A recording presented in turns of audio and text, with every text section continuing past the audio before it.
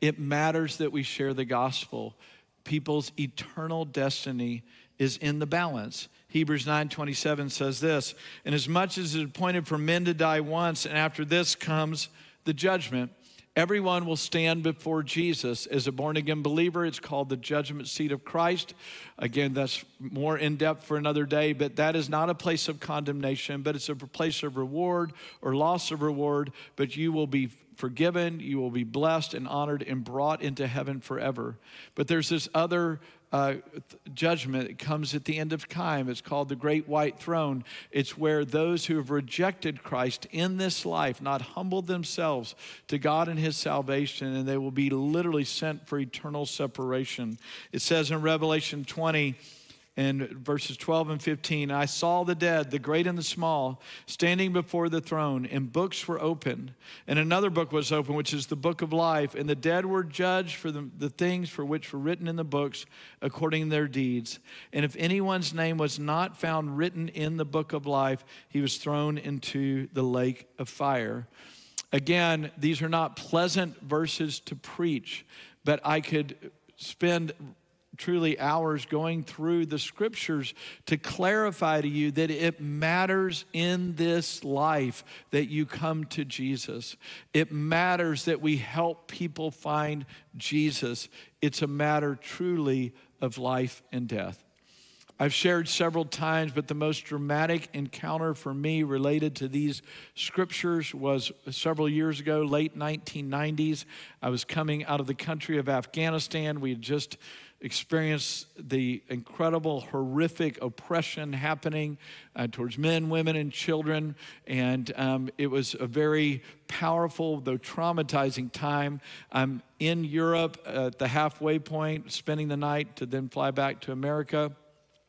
And in that evening, I have a dream. And in this dream, people or friends of mine are watching the TV, and we're watching the unfolding of the end times.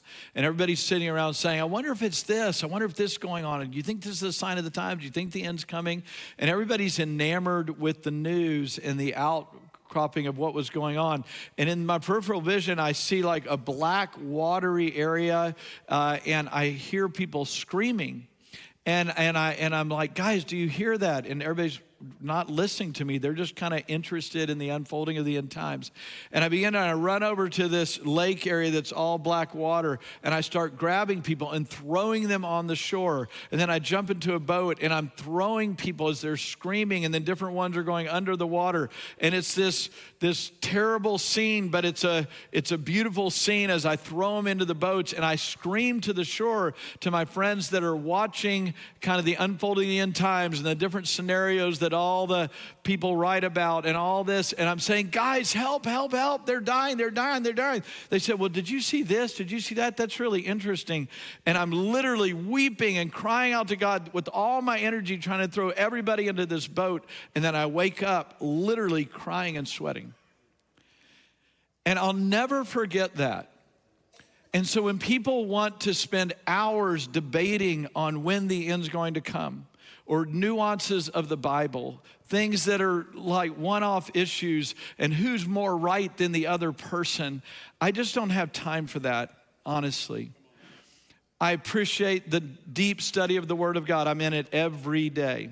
I appreciate leaning in to learn and to understand from Genesis to Revelation. This is the Word of God to us so that we might seek and save the lost, so that we might rescue people from hell and destruction, so we might help people in their pain.